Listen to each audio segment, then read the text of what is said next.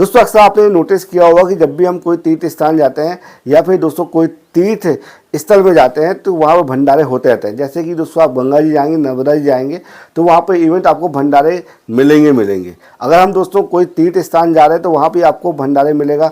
मंदिर जाए तो हो सकता है वहाँ भी भंडारा चल रहा हो।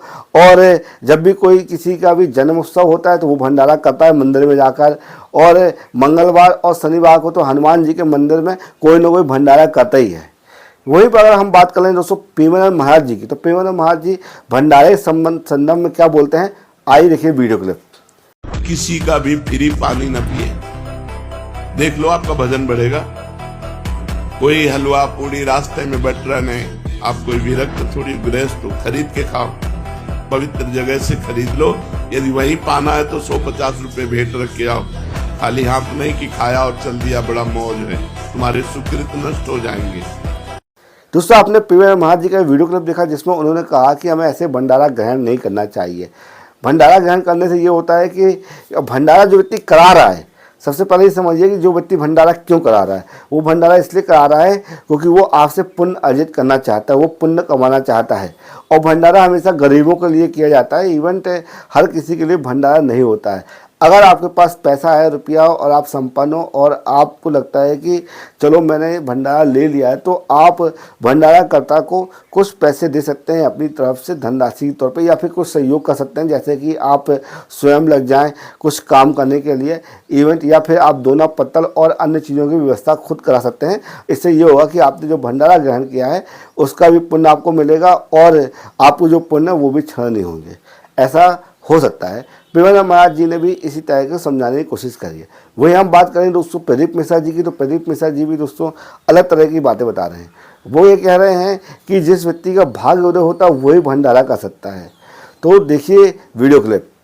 एक ने प्रवचन में कह दिया भंडारा मत खाओ, दूसरे ने प्रवचन में कह दिया भंडारा मत खाओ, तीसरे ने कह दिया भंडारा मत खाओ।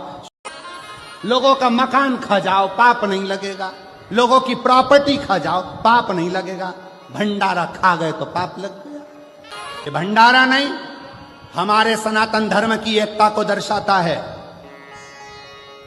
भंडारा का प्रसाद जब व्यक्ति खाने बैठता है तो अपना अहंकार छूट जाता है, जमीन पर बैठता है, मांग कर खाता है। बड़ा बड़ा करोड़पति भी जब हाथ फैला कर लेता है तो परमात्मा उसकी झोली खुशियों से भर देता है। वो भंडारा का एक ने प्रवचन में कह दिया भंडारा मत खाओ, दूसरे ने प्रवचन में कह दिया भंडारा मत खाओ, तीसरे ने कह दिया भंडारा मत खाओ। शिव महापुराण की कथा कहती है बस किसी का दिल दुखाना बंद कर दो, किसी का दिल मत दुखाओ और गलत चीज मत खाओ। तुम्हारी मर्जी पड़े उतने भंडारे खाओ और उतने बड़े भंडारे करो। और भगवान से प्रार्थना करो कि आज ये भंडारा कर रहा है मेरे कुबेर भंडारी, ऐसा भंडार मेरा भरना कि एक बार मैं भी भंडारा ऐसा ही करूं। ऐसी ही शिव पुराण की कथा। दोस्तों आपने वीडियो क्लिप में देखा, उन्होंने ये कहा कि जिस व्यक्ति का भाग्य उदय होता है वो भंडारा करता है। हर कोई व्यक्ति भंडारा नहीं करा सकता है। ये भी बात सही है कि हर व्यक्ति भंडारा नहीं कर सकता है। जिसके अंदर श्रद्धा भाव होती है वही भंडारा कराता है।